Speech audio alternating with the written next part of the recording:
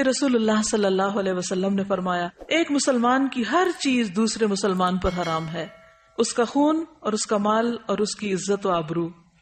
ایک اور جگہ پر آتا ہے کہ نبی صلی اللہ علیہ وسلم نے منا میں صحابہ سے مخاطب ہو کے فرمایا تم جانتے ہو یہ کون سا دن ہے؟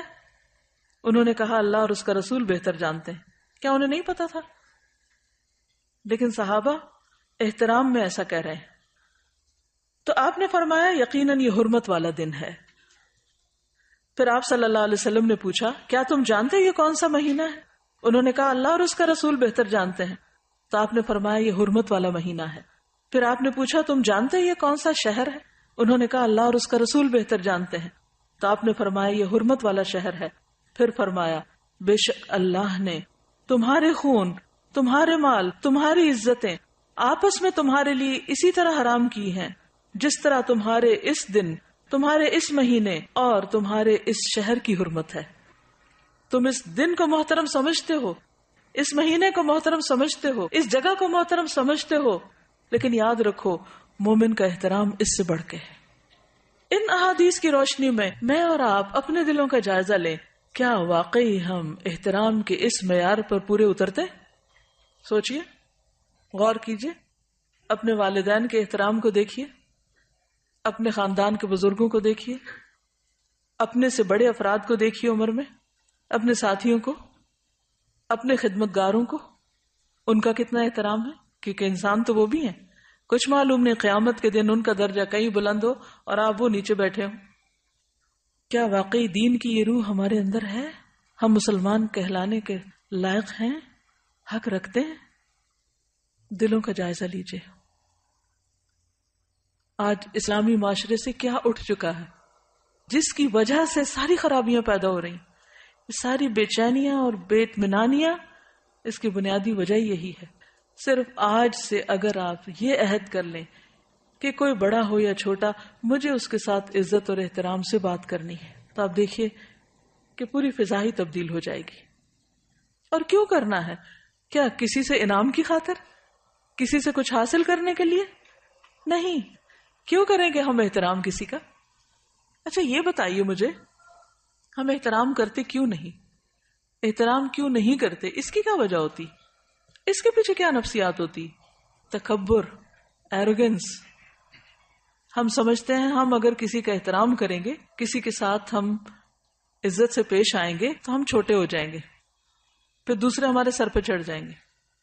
حالانکہ بہت سے اختلافات ہم احترام کی حد کے اندر رہتے ہوئے بھی حل کر سکتے ہیں۔ ضروری تو نہیں کہ کسی بھی کام کو بدتمیزی اور بد اخلاقی سے ہی کیا جائے۔ ہم امن سے، احترام سے، سکون سے، خوشی سے بہت سے معاملات کو حل کر سکتے ہیں، لیکن ہم ایسا کیوں نہیں کرتے؟ کیونکہ وہ اندر کی اصلاح نہیں ہوئی۔ بعض اوقات ہم یہ بھی کرتے ہیں کہ اگر کوئی میری عزت کرے گا تو میں اس کی عزت کروں گی، کنڈیشنل شرط رکھ دیتے ہیں، کیونکہ اس نے نہیں کی لہٰذا مجھ پر بھی فرض عائد نہیں ہوتا۔ اور ایگو، برا گمان، جب ہمارے دل میں کسی کا احترام نہیں ہوتا نا تو رویے میں آتا ہی نہیں۔ جن کے دلوں میں احترام ہوتا ہے کیا وہ نگاہوں سے بھی نہیں چھلک رہا ہوتا؟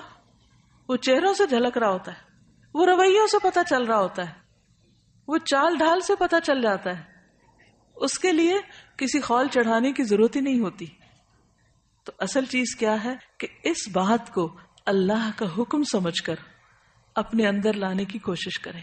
جب وہ اندر آ جائے گی تو باہر خود بخود آ جائے گی۔ یہی دین کا طریقہ ہے، اسی کا نام تزکیہ ہے۔ نبی صلی اللہ علیہ وسلم صرف کتاب کی تعلیم دے کر نہیں چلے گئے، بلکہ آپ نے لوگوں کا تزکیہ کیا۔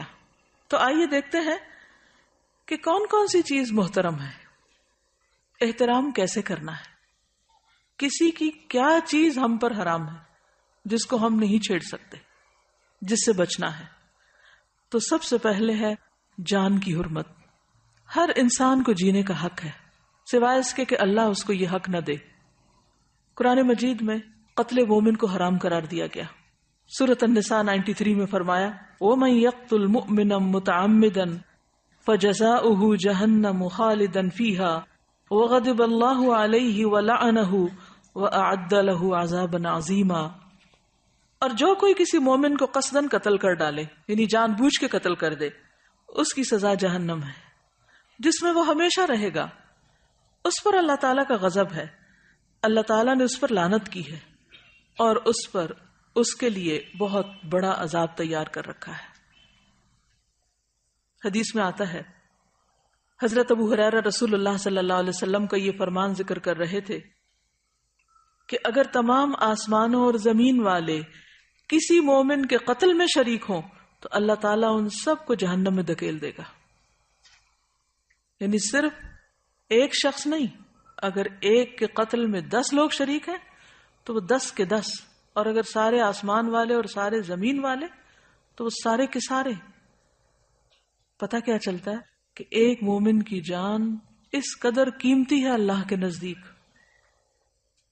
کہ اس کے بدلے میں وہ سب کو سزا دے سکتا ہے اگر وہ اس کے جان لینے میں شریک ہو۔